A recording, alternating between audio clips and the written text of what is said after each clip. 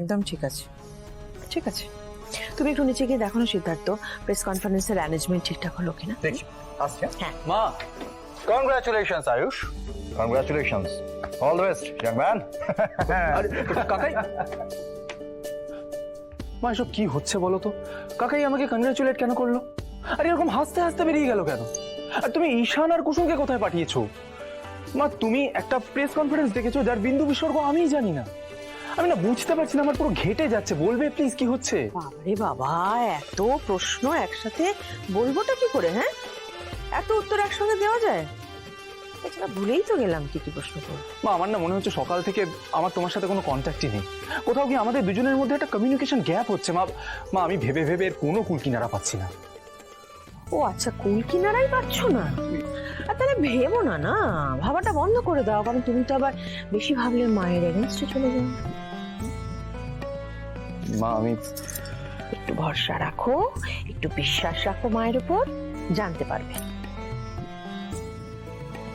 আমি সেদিন তোমার ওই সিদ্ধান্তের এগেনস্টে গিয়েছিলাম ঠিকই, কিন্তু আমি তারপর থেকে ঠিক করেছি তুমি যেই সিদ্ধান্ত নেবে সেটার এগেনস্টে আমি আর কোনোদিনও যাব না।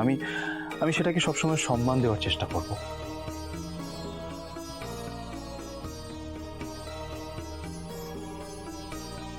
সেই জন্য মন থেকে না চাইলেও আমি যা বলছি সব সিদ্ধান্ত মেনে নিচ্ছ। হ্যাঁ মা, আয়ুষ, আমাকে একটা কথা সঠিক বলবে? আমি তোমাকে কখনো মিথ্যে বলেছি? না, তা বলো না, কারণ আমি আমার ছেলেকে সারা জীবন শিখিয়েছি সত্যের পথে হাঁটতে। আমার একটা প্রশ্ন ছিল তোমার কাছে, যে মেঘাকে বিয়ে করা নিয়ে তুমি খুশি তো? মানে মেঘাকে তোমার ভালো লাগে তো? মা, মেঘাকে তুমি পছন্দ করেছো, আর তুমি যখন আমার জন্য মেঘাকে পছন্দ করেইছো তখন নিশ্চয়ই আমার ভালোর কথা ভেবেই করেছো। আয়ুষ, আমি জিজ্ঞেস করতে চাইছি মেঘা সম্বন্ধে তোমার অনুভূতি কি? এই মুহূর্তে তো সেরকম কোনো বিশেষ অনুভূতি নেই আমার মেঘার প্রতি। তোমার কথাতেই আমি মেঘার সাথে এনগেজমেন্ট করেছি, এরপর ওর সাথেই আমার বিয়ে হবে। আমি এটা ভেবেই খুশি যে আমি তোমার ইচ্ছে পূরণ করতে পারছি। তবে হ্যাঁ, যত মেঘার সাথে আমি মেলামেশা করব তত আমরা একে অপরকে চিনতে পারবো, আর তারপর যদি ওর প্রতি আমার কোনো অনুভূতি তৈরি হয় তো সেটা তখন দেখা যাবে। ম্যাডাম, হ্যাঁ এসো।